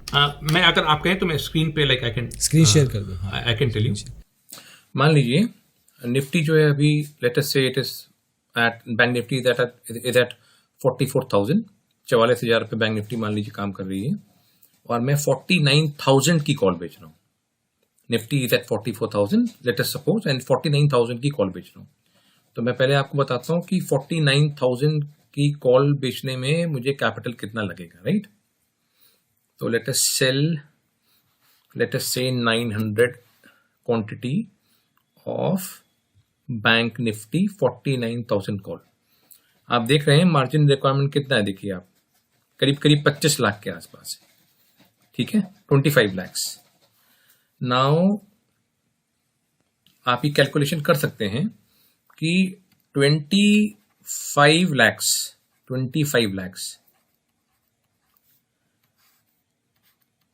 पे अगर मुझे 12% चाहिए, 12% के आसपास, तो अगर मैं 10 पॉइंट्स हर वीक कलेक्ट कर लूं, हर वीक, महीने में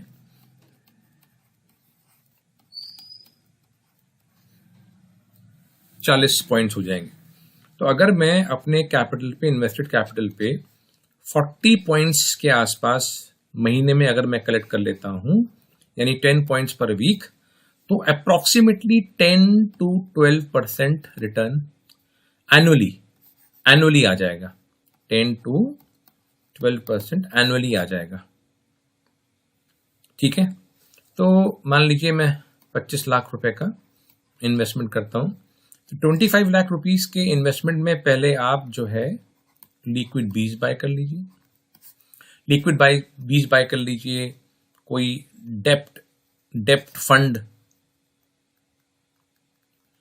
डेप्ट फंड बाय कर लीजिए और उसके अगेंस्ट मार्जिन ले लीजिए आप अपने ब्रोकर से। तो अप्रोक्सीमेटली 10% कट जाएगा। मान लीजिए 25 लाख में से आपको 22.5 लाख या 23 लाख के आसपास आपको अमाउंट मिल जाएगा।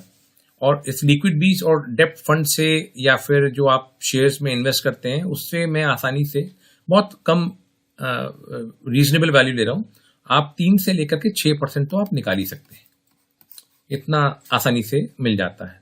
तो ये एक्स्ट्रा अमाउंट है। मान लीजिए मैं ऑन एन एवरेज अगर 5% भी निकाल ले रहा हूं, तो मुझे अपने एनुअल रिटर्न को 12 से 18% करने में मुझे ज्यादा नहीं चाहिए। मतलब अगर मैं 10 से लेकर के 12 या 13% तक भी अचीव कर लूं, तो मैं ये टारगेट को अचीव कर सकता हूं, ठीक है। तो हम बहुत कंजर्वेटिवली ये सोचेंगे कि हमको बहुत ज्यादा नहीं चाहिए। हमको अगर मंथ में अपने इन्वेस्टमेंट, यानी ये जो लिक्विड बीज और डेप्ट फंड में मैंने इन्वेस्ट किया है, लिक्विड और डेप्ट फंड में जो इन्वेस्ट किया, या जो शेयर्स में हम इन्वेस्ट कर रहे हैं, स्विंग ट्रेडिंग कर रहे हैं, उससे जो नॉर्मल हम इनकम कर रहे हैं वो ठीक है, लेकिन मुझे एक्स्ट्रा जो चाहिए वो एक्स्ट्रा सिर्फ इतना चाहिए मुझे। और ये टारगेट हम अचीव कर लेंगे अगर मैं एक हफ्ते में अपने इन्वेस्टमेंट बैंक निफ्टी पे 10 पॉइंट कैप्चर कर लूं, 10 पॉइंट्स कैप्चर कर लूं, राइट। अप्रोक्सीमेटली आप कैलकुलेशन करके देख लीजिएगा।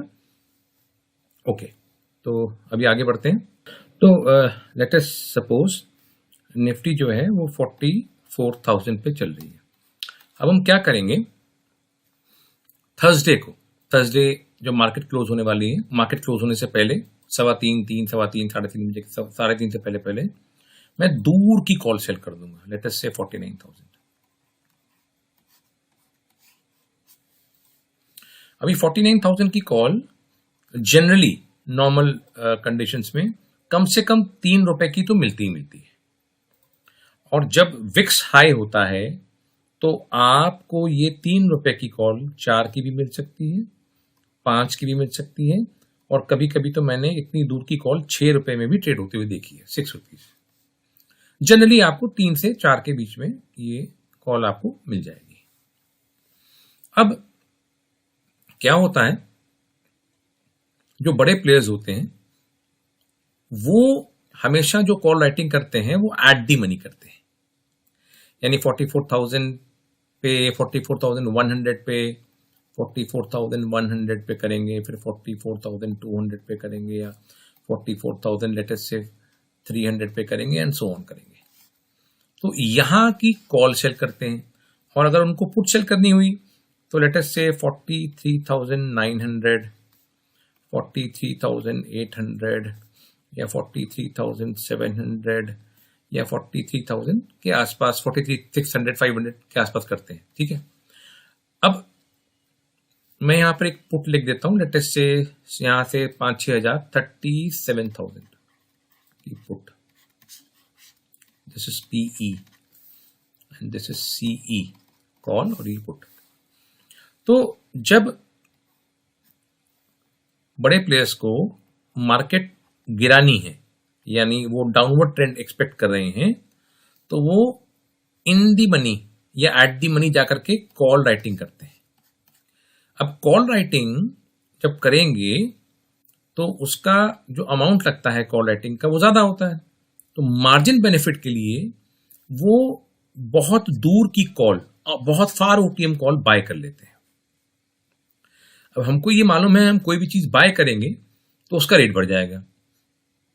तो होता क्या है कि जब मार्केट गिरनी होती है और वो बड़े प्लेयर्स, द बिग मनी जिसको हम लोग कहते हैं, अगर वो इसके अराउंड कॉल बेचते हैं और हेजिंग के लिए जब वो call far out of the money call buy करते हैं, तो इसका जो रेट है ना वो बढ़ जाता है।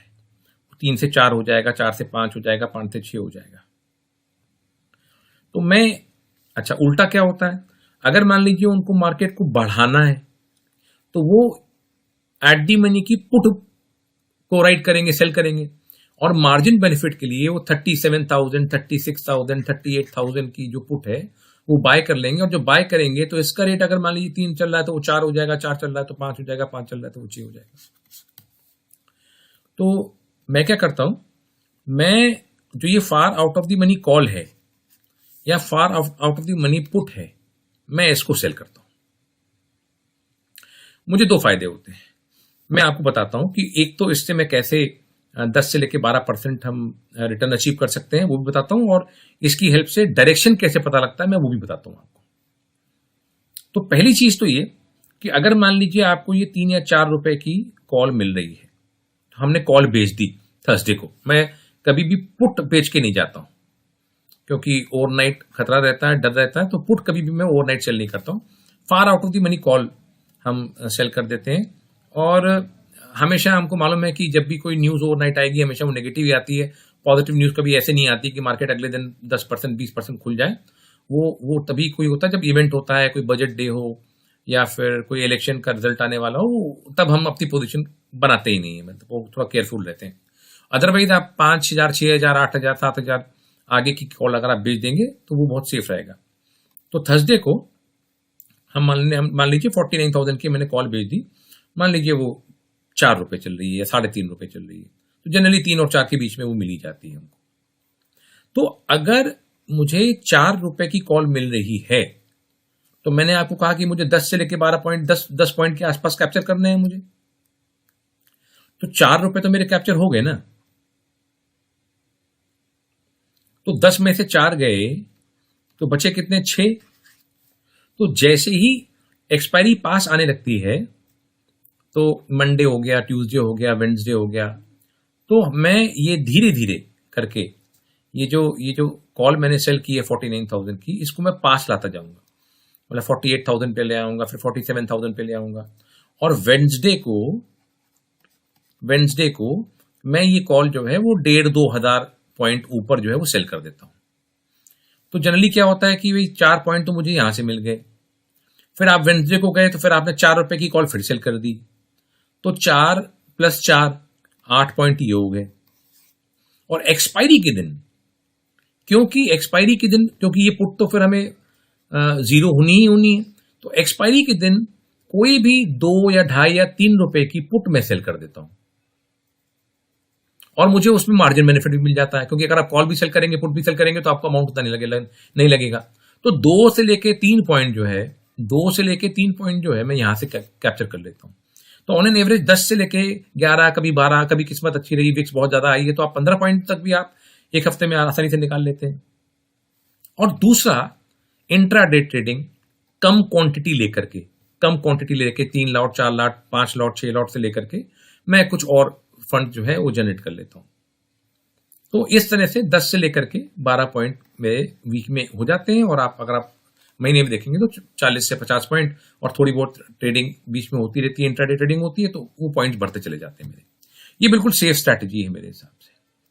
दूसरा, जब भी इन बड़े प्लेयर्स को मार्केट को गिराना हो, यानी अगर मार्केट को डाउन साइड लेके जाना है, तो मार्केट को जब डाउन साइड ले जाते हैं तो ये at the money call write करते हैं, और मार्जिन बेनिफिट के लिए out of the money call buy कर लेते हैं। तो बाय करते हैं तो इसका प्राइस बढ़ जाता है, कभी कभी प्राइस 4 से 5 भी हो जाता है, 5 से 6 भी हो जाता है।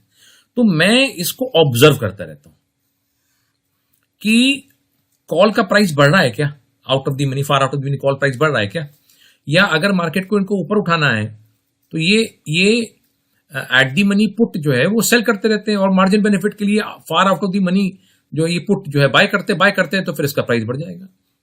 तो मैं देखता रहता हूं कि इसका प्राइस बढ़ रहा है या इसका प्राइस बढ़ रहा है। अगर मुझे लगता है कि फार out of the money put का कॉल बाय प्राइस बढ़ रहा है, इसका मतलब ये हेजिंग के लिए ये बाय कर रहे हैं, इसका मतलब ये मार्केट को ऊपर ले जाना चाहते हैं। और अगर फार out of the money call का प्राइस बढ़ने लगता है तो मुझे समझ में आ जाता है कि मार्केट को ही नीचे गिराना चाहते हैं। तो मुझे मार्केट का डायरेक्शन मालूम चल जाता है, और डायरेक्शन मालूम चल जाता है तो फिर मैं भी कुछ क्वांटिटी एट दी मनी जा करके मैं कॉल या पुट सेल करके और भी पॉइंट्स में जनरेट कर लेता हूं। लेकिन मुझे इससे बेनिफिट मिल जाता है कि इस ऑब्जर्वेशन से मुझे जो है मार्केट का डायरेक्शन मालूम चल जाता है। मैं आपको थोड़ा एग्जाम्पल के से समझाता हूं। ये 9:15 हो रहे हैं, मार्केट जो है गिरना स्टार्ट हो गई है। अब देखिए 9:15 यहां से मार्केट गिरना स्टार्ट हुई, फिर बढ़ी, फिर गिरी और फाइनली वो गिरती जा रही है। तो आप ये देखिए कि यहां पर जब मार्केट गिरा रहे हैं, मैंने बोला जब मार्केट गिराने के मूड में है तो ये एट दी मनी कॉल को सेल करेंगे और फार out of the money call को बाय करेंगे हेजिंग के लिए। तो फार आउट ऑफ दी मनी आप देख लीजिए किस है, ये 43,400 पे बैंक निफ्टी चल रही है ये भी, और फार आउट ऑफ दी मनी 49,000 की कॉल का क्या हिसाब था वो हम देखते हैं। आप देखिए ये सडन पीक देख रहे हैं आप, लास्ट डे पे क्लोजिंग देखिए कितने पे हुई है, ₹2.90 या ₹3 के आसपास क्लोजिंग हुई है, और खुलते ही सडन स्पाइक आई इसमें। आप देखिए यानी ₹3 ये ₹4 के आसपास चली गई है, देखिए आपको ₹3.25 के आसपास। तो चलिए ठीक है, इमीडिएटली आप इसको कैच नहीं कर पाए, कोई बात नहीं। कॉल का रेट गिरा और कॉल का रेट फिर बढ़ा, फिर बढ़ के देखिए कितना हो गया, ₹3.40 के आसपास हो गया। तो मार्केट जब ये नीचे जा रही है तो सोचने वाली बात है कि इसकी कॉल का प्राइस क्यों बढ़ रहा है। ऑब्वियसली किसी ने बाय किया होगा, बाय क्यों करेगा कोई, फार out of the money call क्यों बाय करेगा, वो हेजिंग पर्पस के लिए बाय हो रही है।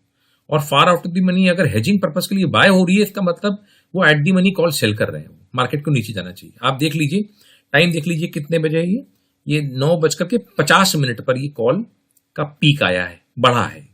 9:50 पे हम देखते हैं क्या हुआ है बैंक निफ्टी में।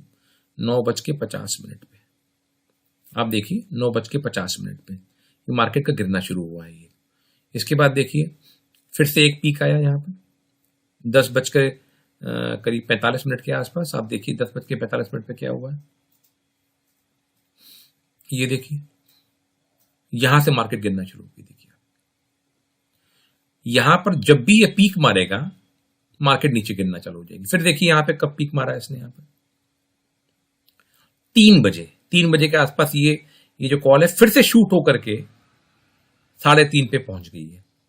अब 3:30 पे पहुंची है, आप देखिए कितने बज रहा है, 3 बज रहा है। तो जरा बैंक निफ्टी में देखते हैं 3 बजे क्या हुआ था।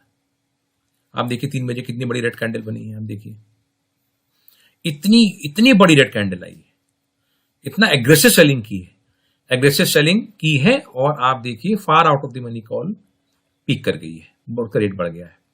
तो इससे मुझे जो है वो डायरेक्शन मालूम चल जाता है, क्योंकि ऑप्शन चेन में तो डेटा जो है वो 3 मिनट में, 4 मिनट में, 5 मिनट पे अपडेट होता है। लेकिन ये जो प्राइस का फ्लक्चुएशन है, जो है ये इमीडिएट होता है। अब आप खुद देख लीजिए बैंक निफ्टी जो है इस वक्त ट्रेड कर रही है, लास्ट में करीब 43,000 पे क्लोजिंग हुई है उसकी, और 43,000 पे क्लोजिंग के वक्त आप देखिए फार आउट ऑफ द मनी 49,000, 48,500, 48,000, 47,500, 47,000, 46,000, आप देखिए सब ग्रीन में है। ग्रीन में क्यों है ये? मार्केट जब नीचे जा रही है ये ग्रीन में क्यों है? और आप देखिए ये एट दी मनी वाले सब रेड में, यानी इनमें डिक्रीज हुआ है और इनमें बढ़ गया है। इनमें बढ़ गया, इसका क्या मतलब हुआ कि बड़े प्लेयर्स जो है मार्केट गिराने के लिए शॉर्ट पोजीशन बना के गए हैं, उन्होंने eight the money call writing की है।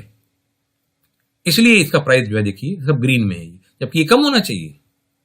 तो इससे हमें उस दिन का ट्रेंड और अगले दिन का ट्रेंड भी अप्रोक्सीमेटली हमको मालूम चल जाता है। और कभी कभी ऐसे मौके मिल जाते हैं कि मार्केट सडनली इनको बीच में बढ़ानी होती है, मार्केट को बढ़ाना होता है। तो मार्केट को जो बढ़ाना होता है तो इसका प्राइस बढ़ जाएगा, फार out of the money put का प्राइस बढ़ जाएगा। और मैं पुट सेल करके कभी जाता नहीं, मेरी कॉल सेल होती है। तो जैसे ही मैं अचानक से देखता हूं कि ये 3 रुपए की जो पुट चल रही थी वो अचानक से 5 रुपए की होगी या 6 रुपए की होगी, कभी कभी 7 रुपए की मिल जाती है, तो हम समझ जाते हैं कि इनको मार्केट उठाना है। तो मैं क्या करता हूं, मैं सिर्फ उस दिन के लिए ये पुट बेच देता हूं एग्रेसिवली। और 1-2 पॉइंट और क्या हो गया, वो जो पोजीशन है उनको डे के एंड में स्क्वायर ऑफ करनी ही होती है। तो अगर वो 6 रुपए की पुट मुझे मिल रही है, 5 रुपए की पुट मिल रही है, तो मार्केट क्लोज होते होते होते वो 3.5-3 रुपए की वापस आ जाती है। तो मैं 1-1.5 पॉइंट 2 पॉइंट यहां से कैप्चर कर लेता हूं। तो कई बार हफ्ते में आपको मौके मिलेंगे कि आप पुट साइड से भी कैप्चर कर लेते हैं, लेकिन किसी भी तरीके से पुट को मैं ओवरनाइट जो है राइट करके नहीं जाता हूं, क्योंकि मुझे रिस्क लेना पसंद नहीं है बिल्कुल भी। तो मैं कॉल पे ही रहता हूं, और जब पुट साइड मिलेगा तो पुट साइड करूंगा, अदरवाइज मैं कॉल को नीचे ला करके 10 से लेके 12 पॉइंट या 15 पॉइंट और कभी कभी तो 20-20 पॉइंट आपको मिल जाते हैं, अगर आपकी किस्मत अच्छी रही, रिस्क बहुत हाई हो, और बहुत अच्छे प्रीमियम मिल जाते हैं कभी कभी तो। और ट्रेंड आपको मालूम चल जाता है, मार्केट का डायरेक्शन मालूम चल जाएगा। तो जिनको एग्रेसिवली कॉल राइटिंग करनी है तो वो जाकर के एट दी मनी कॉल भी राइट करके काफी सारे पॉइंट्स गेन कर लेते हैं। तो ये मेरा तरीका होता है कि मैं आपको फिर से एक बार रिवाइज कर देता हूं कि हमको हमारा टारगेट 15 से लेकर के 18% एनुअली है, ज्यादा लालच बिल्कुल नहीं करनी।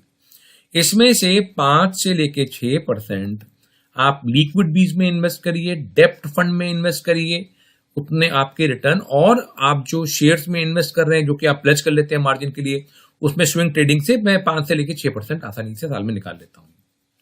उसके बाद बचे कितने, 12 से लेके 14 या 15% बचे, वो मैं कॉल राइटिंग करके, हालांकि लोगों को लगता होगा कि ये कॉल राइटिंग 3 रुपए की कर रहे हो, 4 रुपए की कर रहे हो, अरे भाई रिस्क फ्री पैसा है बिल्कुल। आप इंट्राडे तो नहीं एक्सपेक्ट कर रहे होगे ना कि मार्केट 6000 5000 पॉइंट चली जाएगी ऊपर, और जा रही होगी तो आपके आंखों के सामने जा रही होगी, उसकी स्पीड आपको मालूम चली जाएगी। तो 6000 8000 कभी 9-9000 कभी 10-10 ऊपर बैंक निफ्टी की कॉल में बेच देता हूं, और वही 3 रुपए की ही मिलती है। ये तो चलिए अभी मार्केट जो है 44,000 पे है, जब मार्केट 35,000 पे थी बैंक निफ्टी, तब भी 45,000 और 42,000 45,000 का जो कॉल है तब भी वो 3 रुपए की चल रही थी। मतलब 10-10 हजार बैंक निफ्टी ऊपर होती तब भी वो 3-4 रुपए की, तब तो और ज्यादा सेफ हो जाता है। तो जनरली 3 रुपए से नीचे नहीं मिलती है, और कभी कभी आपको 4 मिल जाएगी, विक्स बढ़ जाएगा तो 5 मिल जाएगी, और 6 भी मिल जाती है, कभी कभी 7 भी मिल जाती है। इस तरीके से मैं वो सारे पॉइंट्स कवर कर लेता हूं। तो मैं ये कह रहा हूं कि बेसिकली हर ट्रेडर को मार्केट का डायरेक्शन ही तो पता करना है ना। अगर हमको मालूम है कि मार्केट नीचे जानी है तो हम शॉर्ट करेंगे, मार्केट ऊपर जानी है तो हम बाय करेंगे। चाहे सेलर हो चाहे बायर हो, उसको डायरेक्शन ही तो चाहिए ना। अगर डायरेक्शन ही मालूम चल जाए तो बात ही खत्म हो जाए। तो डायरेक्शन पता करने के लिए ही तो वो ऑप्शन चेन देखते हैं, और ऑप्शन चेन को स्ट्रक्चर कौन कर रहा है? बड़े players. They are smarter than us. They know what we observe and bigger than us. How do we make decisions? They know this. And वो ऑप्शन चेन को ऐसे मैनिपुलेट करेंगे कि आपको वो जो चाहे आपसे करा ले जाए। जब ऑप्शन चेन में डेटा 3 मिनट के बाद मालूम चलता है, तो 3 मिनट में तो सारा काम हो जाता है ना। 3 मिनट में आपके स्टॉप लॉसेस सारे निकल जाएंगे। मैक्सिमम 100-200 पॉइंट मार्केट जब गिर जाएगी तो उसके बाद आपकी हिम्मत ही नहीं होती बेचने की, क्योंकि अब लगता है कि सबसे बड़ी दिक्कत है कि 200 पॉइंट अगर मार्केट गिर गई, बैंक निफ्टी गिर गई, तो अब आप इसलिए नहीं उसको शॉर्ट कर पाते हो, क्योंकि अब आपको लगता है अब तो इसके ऊपर जाने का टाइम आ गया। जब 200 पॉइंट ऊपर चली जाती है तो आपको लगता है यार 200 पॉइंट तो ऊपर चली गई, अब कितनी चली जाएगी, अब तो इसका गिरने का टाइम आ गया है। तो आप तक जब तक इंफॉर्मेशन आप तक पहुंची तब तक तो वो सब काम हो चुका होता है ना। तो 3 मिनट का ही तो सारा खेल है। वो जो बोलते हैं कि ऑप्शन डेटा 3 मिनट में अपडेट हो जाती है, 3 मिनट में तो सारा काम हो जाता है। मुझे तो कोई ऐसी डेटा चाहिए जो 10-15 सेकंड के अंदर मुझे मेरे डिसीजंस को बता दे। प्राइस झूठ नहीं बोलेगा कभी भी। जो चीज खरीदी जाएगी उसका भाव प्राइस बढ़ेगा, जो चीज बेची जाएगी उसका प्राइस कम होगा। तो आप ये बताओ कि अगर 44,000 पे मार्केट है तो 45,000, 46,000, 47,000 और 48,000 की कॉल कोई क्यों बाई करेगा? क्यों बाय करें? तो मैं क्या करता हूं, स्क्रीन पे आप समझिएगा 44,000 पे मार्केट है तो मैं 40, 45, 46, 47, 48 लगा देता हूं, अच्छा, और 41, 40, 39, 38, 37 लगा देता हूं ओके। स्क्रीन पे। आप ध्यान से सुनिएगा, मैं अभी एट दी मनी की बात ही नहीं कर रहा हूं। हाँ, जब समझ मार्केट गिरनी होती है ना तो 45, 46, 47, 48 तब ग्रीन दिख रहा होता है मुझे, हाँ, उसका प्राइस बढ़ रहा होता है out of the money call का। और जब मार्केट इनको उठानी होती है तो वो एकदम out of the money put buy करते हैं हेजिंग के लिए। अच्छा, तो मुझे out of the money calls जब उनका प्रीमियम बढ़ता हुआ देखे तो मैं समझ जाता हूं कि मार्केट गिरने जा रही है, और जब पुट का प्रीमियम बढ़ता हुआ दिखता है तो मुझे लगता है मार्केट ऊपर जाने जा रही है। अगर इन्होंने छलावा भी किया कि मैनिपुलेटेड तरीके से दिखाते हैं ना, क्योंकि इनको अगर इनको दिखाने के लिए पोजीशन भी बनानी है, मान लीजिए इनको दिखाना है कि हम मार्केट गिराने वाले हैं लेकिन हम बाद में उठा ले जाएंगे, तो वो पोजीशन तो आधे घंटे के लिए बनाएंगे ना आपको दिखाने के लिए, तब भी तो प्रीमियम बढ़ेगा।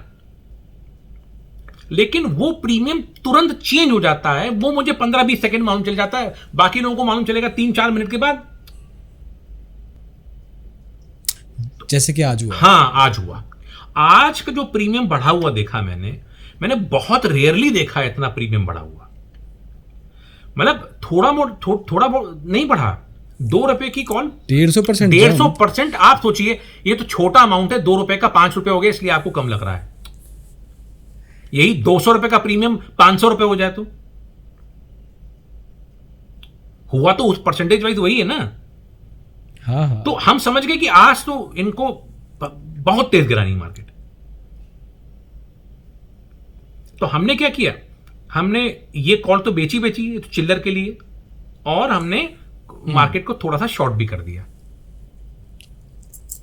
तो मतलब आप ये कह रहे हो कि अगर इनको सच में धड़ाम से मार्केट गिरानी हाँ। है तो ऐसे जोन में लेके जाएंगे कि आप इमेजिन नहीं कर सकते हैं कि यार यहां से कैसे गिरे। हाँ बिल्कुल। और ये प्राइस से मालूम चल जाता है मुझे, प्राइस से मुझे मालूम चल जाता है, out of the money call और out of the money put से पता लग जाता है। अब कल क्या हुआ, कल मार्केट उठी थी तो सॉरी परसों की बात बता रहा हूं मैं आपको, वो 2.5 रुपए की जो पुट थी वो 4 रुपए हो गई। ओके, हम समझ गए कि अब ये ऊपर कम नहीं है, 60% तो वो भी है जी। मैं वो भी कम नहीं है, 60%। हाँ, तो मैंने क्या किया, 2 काम किए मैंने। हाँ। जो 2.5 रुपए की पुट थी वो मैंने 4 रुपए जो 4 रुपए बेच दी मैंने वो, और 2.5 रुपए पे कवर करने लगा दिया, तो वो 1.5-2 रुपए तो मेरे पास वो आ गया, 1.5-2 पॉइंट मिल गए ना मुझे। ओके, और मैंने मार्केट को थोड़ा सा बाय भी कर लिया, मतलब मैंने थोड़ी सी इन दी मनी या एट दी मनी मैंने पुट भी सेल कर दी थी ताकि वहां भी आ जाए। तो मैं एट दी मनी कम करता हूं, जहां पर वो शिकारी बैठे हैं वहां ज्यादा नहीं करता हूं मैं, लेकिन मार्केट का डायरेक्शन मुझे मालूम चल जाता है, उससे मैं उतना परसेंटेज डिराइव कर लेता हूं जितना मेरा टारगेट है। देखो आज के केस में तो आपको थोड़ा बहुत आइडिया शक होने लग गया था कि यार ये होता नहीं है, ये करेंगे कुछ। बट नहीं सर, ये 90% टाइम्स होता है ये। 90%। सर आप बताओ ना, मार्केट भाई एक चीज है कि बड़े प्लेयर्स राइटर्स हैं, वो सेलर्स हैं, कॉल या पुट सेल करते हैं, ठीक है ना। मार्जिन बेनिफिट तो उनको भी चाहिए ना, तो बिना out of the money call या पुट के प्राइस के मूवमेंट के बिना ये हो ही नहीं सकता। नहीं है करेक्ट, टेक्निकली पॉसिबल नहीं है। तो उसके प्राइस के मूवमेंट से मुझे मालूम चलता है। और कभी कभी क्या होता है, वो भी थोड़ा बढ़ता है, ये भी थोड़ा बढ़ता है, मतलब out of the money call भी थोड़ी बढ़ गई, पुट भी बढ़ गई, या फिर दोनों नहीं बढ़ी, तो मैं समझ जाता हूं रेंज बाउंड है, उस दिन स्ट्रैडल सेल कर दो। अच्छा, छोड़ूंगा तो आज भी नहीं मैं। हाँ जी। अगर छोड़ूंगा तो मैं आज भी नहीं। हाँ, मतलब अगर रेन अगर बाउंडर तो अगर भी दोनों तरफ बहुत ज्यादा मूवमेंट नहीं आया तो हम समझ जाते हैं कि आज स्ट्रैडल वाला दिन है, आज स्ट्रैडल भेज दो, मतलब आज मार्केट रेंज बाउंड Okay. रहेगी। तो इससे बेसिकली आपको 90%, 85-90% मार्केट का डायरेक्शन माउंट चल जाता है। और कभी भी अगर ये लोग मतलब छलावा भी करेंगे तो you will be the first person to know, क्योंकि तुरंत वो प्रीमियम 2 से 4 जाएगा और 4 से तुरंत गिरेगा 2 पे, और जैसे गिरा आप समझ लीजिए इन्होंने पोजीशन क्या कर दी, रिवर्स कर दी, आप भी अपनी पोजीशन रिवर्स कर दो। और ये बहुत जल्दी होता है ना, ऐसा नहीं कि बहुत टाइम लग रहा है। सर 10-15 सेकंड 20 सेकंड के अंदर ऐसे रेट गिर जाते हैं बिल्कुल एकदम। अच्छा, जब कभी लॉस होता होगा थोड़ा, जैसे मैंने आपने कहा कि 500 का लॉस भी मुझे ना झकझोर देता है अंदर से, how do you come back from there? और मान लो कि थोड़ा बड़ा लॉस हो गया इस बार, नहीं, it is very depressing, it is very depressing. पता नहीं क्यों पैसे का गम पता नहीं किस बात का गम होता है, आंसू भी निकल आते हैं वाह, आंखों से, यार ये क्या हुआ यार, I lost money, my hard earn money. और मेरा लॉस हमेशा तभी हुआ है जब मैंने लूजिंग पोजीशन को एवरेज करने की कोशिश की है। ज़्यादा ट्रेडर्स का ये मतलब हमेशा मेरा उसमें नुकसान हुआ है, हमेशा उसमें, जब भी मैंने स्टॉप लॉस नहीं लिए तभी नुकसान हुआ है। अभी तो जरा सा रेट देखा तुरंत निकलो, बात की बात में देखेंगे, पहले निकलो उसमें से। अगर कोई ट्रेड आपके अगेंस्ट चला गया तो हम इसलिए फंसे रहते हैं कि अभी 5,000 का नुकसान हो रहा ना यार, 5,000 का नुकसान कैसे दे दूं यार, 10,000 का नुकसान कैसे दे दूं, इतना बड़ा अमाउंट दे दूं 10,000 रुपए अभी, नहीं नहीं नहीं नहीं नहीं, फिर वो हो जाता है 20,000। यस, अब तो आप दे ही नहीं सकते 20,000, तो अब तो आप दे नहीं सकते 20,000 तो बिग अमाउंट। और अगर वो 30 हो गया तो आपके क्या होंगे, हाथ पैर सुन्न हो जाएंगे एकदम,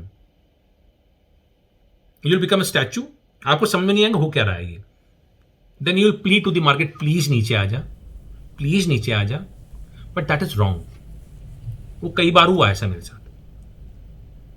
तो अब क्या है, जरा सा रेट देखे अपने एक फिगर को कि हाँ आपको मालूम है कि हमको 3,000 या 4,000 जो भी आपके अमाउंट के हिसाब से आपने एक सेट किया है, कि देखे तुरंत निकलो बाहर, उसी दिन दोबारा आपको फिर से एक मौका मिलेगा, आप फिर आराम से देखो, फिर दूसरी अपॉर्चुनिटी देख लो उसके।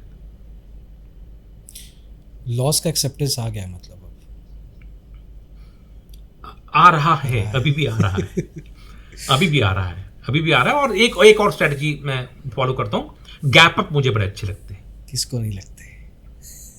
गैप अप नहीं, गैप अप के बाद मार्केट करेक्ट जरूर करती है थोड़ी सी, तो बस जब भी गैप अप होता है आधे % का, 1% का, 1.5% का, बस मैं वो रेड कैंडल का वेट करता हूं, उसमें स्कैल्पिंग करके काम कर लेता हूं, क्योंकि प्रॉफिट बुकिंग जरूर होगी। वो मैं गैप अप का वेट करता हूं, और गैप अप लगने के बाद अगर वो बैंक निफ्टी 500 के मल्टीपल को टच कर रही है, अच्छा, ओके, 43,500 या फिर 44,000 या 44,500, तो वो मल्टीपल साइकोलॉजिकली इफेक्ट, वो वहां से गिरेगी जरूर, वो 50-100 पॉइंट ऊपर जाएगी, फिर नीचे गिरती जरूर है वो। तो गैप अप पे लोग अपना प्रॉफिट बुकिंग करते हैं, उस प्रॉफिट बुकिंग के चक्कर में मैं स्कैल्पिंग करता हूं, तो ये भी मैं करता हूं। You are a smart trader, मतलब you are not a greedy trader, you are an intelligent educated trader, that's probably, यही सब चीज़ें हेल्प कर रही हैं आपको, मैं बता रहा हूँ। ये डॉक्टर साहब बोल रहे हैं, ये ट्रेडर साहब नहीं है। ओके, नहीं सीरियसली, मतलब आपको पता है कि कौन सी मार्केट में कब कैसा पैसा कमाना है और कब निकल जाना है। ये मतलब कब निकल जाना है आप कह रहे हो, आप ट्राई कर रहे हो पूरी तरह से इसको चीज़ करने का, बट मोर और less you are sticking to your rules. मैंने कहा ना, चोरी करके निकलना है वहां से। सर इतना उठा के निकल आओ बस वहां से, बैठने का नहीं। उनको पता है तुम किधर जा रहे हो, उनसे डरो।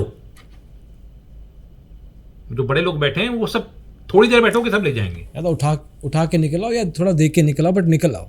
एंड एक लास्ट लाइन और बोलूंगा मैं, एक सक्सेसफुल ट्रेडर बिना अच्छा इंसान हुए बन ही नहीं सकता है। वाओ, ओके, क्योंकि एक सक्सेसफुल ट्रेडर होने के लिए आपको कौन कौन सी क्वालिटीज चाहिए? पेशेंस, लालच नहीं होनी चाहिए, क्रोधी नहीं होना चाहिए आपको, हड़बड़ाहट नहीं होनी चाहिए आपके अंदर, ऑनेस्ट होने चाहिए आप, मतलब वो सारे गुण जो एक अच्छे इंसान के लिए चाहिए वो अच्छे ट्रेडर के लिए चाहिए। तो अगर आप अच्छा ट्रेडर बन जाओगे ना तो बट नेचुरल है वो सारी क्वालिटीज आप इम्बाइब कर लोगे। एक अच्छे इंसान में हाई चांसेस एक अच्छे ट्रेडर बनने के, एक अच्छा ट्रेडर बन जाओगे तो चांसेस हाँ, हैं कि बिल्कुल। पक्का एक अच्छा ह्यूमन बीइंग तो बन ही जाओगे। हाँ, क्योंकि क्वालिटीज आपको वो सब यूनिक क्वालिटीज आपको अक्वायर करनी पड़ेंगी सर। रिवेंज वाली फीलिंग वो हटानी पड़ेगी आपको, क्रोध आपको हटाना पड़ेगा अपने अंदर से, सब्र रखना पड़ेगा, पेशेंस रखना पड़ेगा, आपको इमोशंस के ऊपर कंट्रोल करना पड़ेगा, मेंटल स्टेबिलिटी चाहिए आपको। वो ट्रेडिंग वो गुण आपके अंदर ले आती है प्रैक्टिस करते करते। Superb superb. ये चीज़ सुन के ना आज नींद भी अच्छी आएगी मेरे को।